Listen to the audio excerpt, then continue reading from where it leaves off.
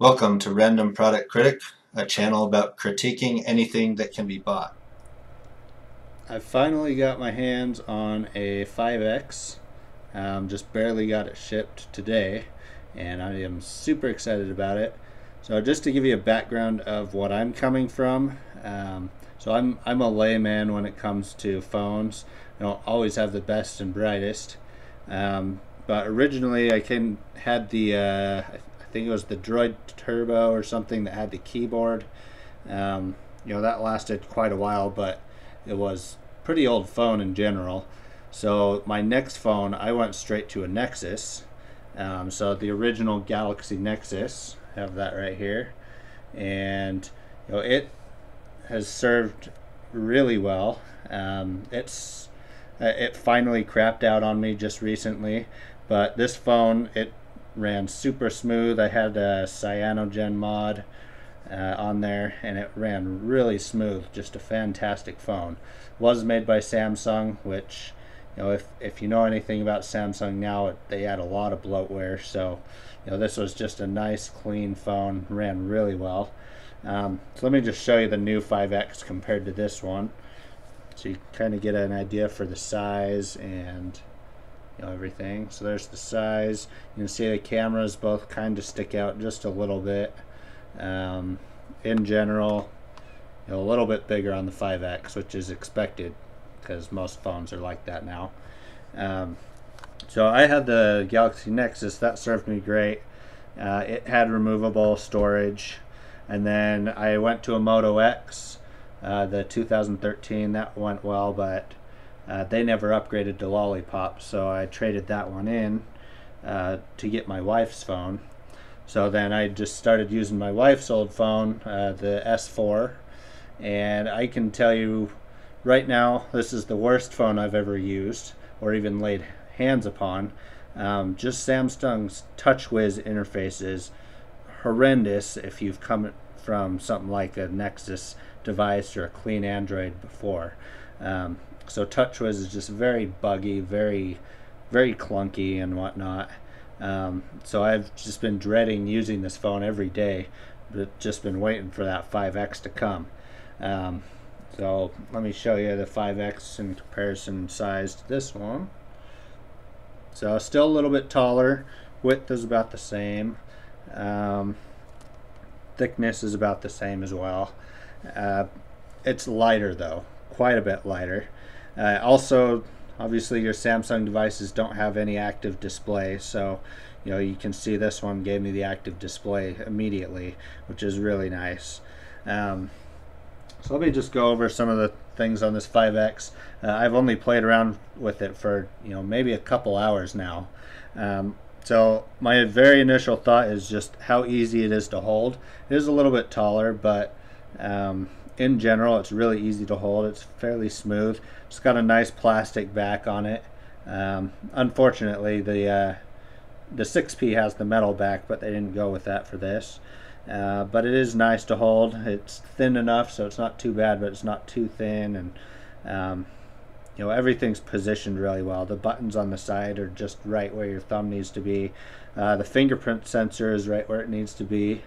So it, in general, is very well designed. It does have dual speakers on here. So you got two speakers. The bottom speaker has a notification light that blinks if you want it to. And then your top one, just standard speaker.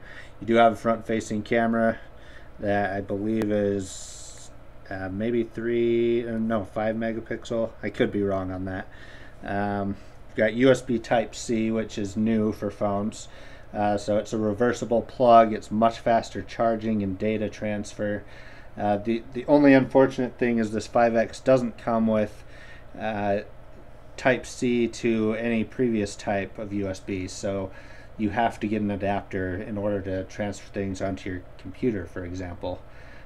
You also notice you've got the headphone jack on the bottom. That is pretty consistent with Nexus devices as far as I've seen.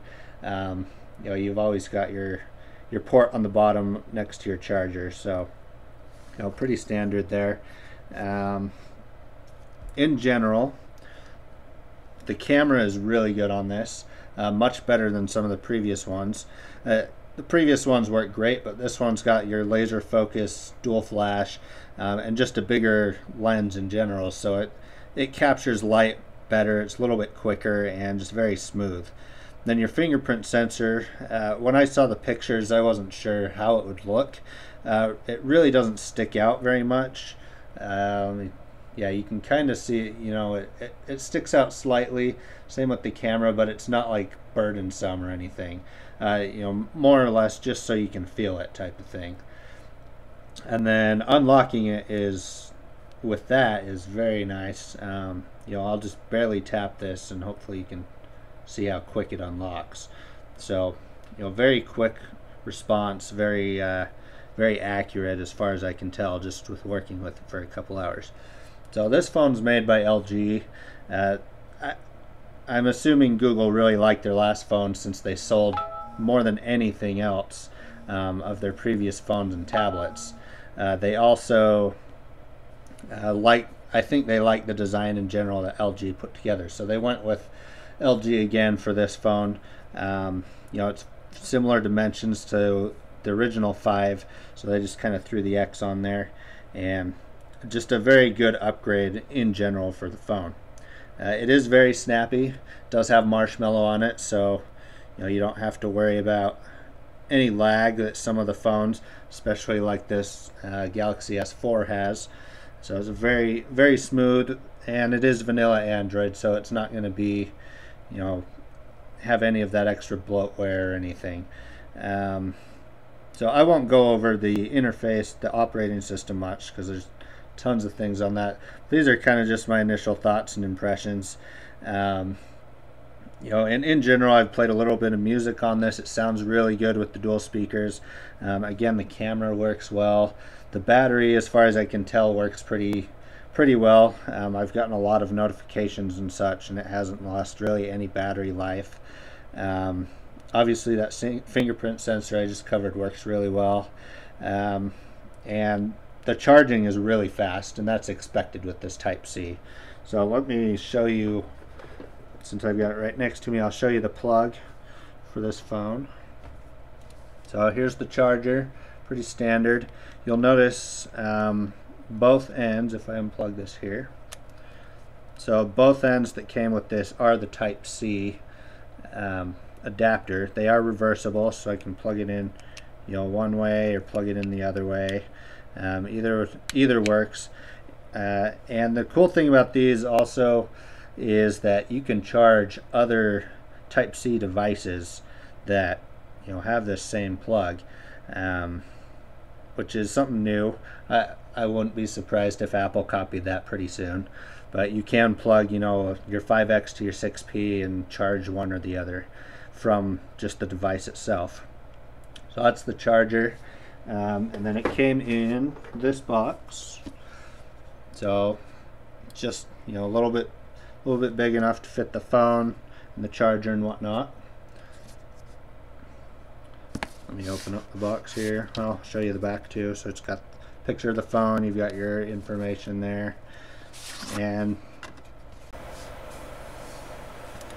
so here's the box. Pretty basic.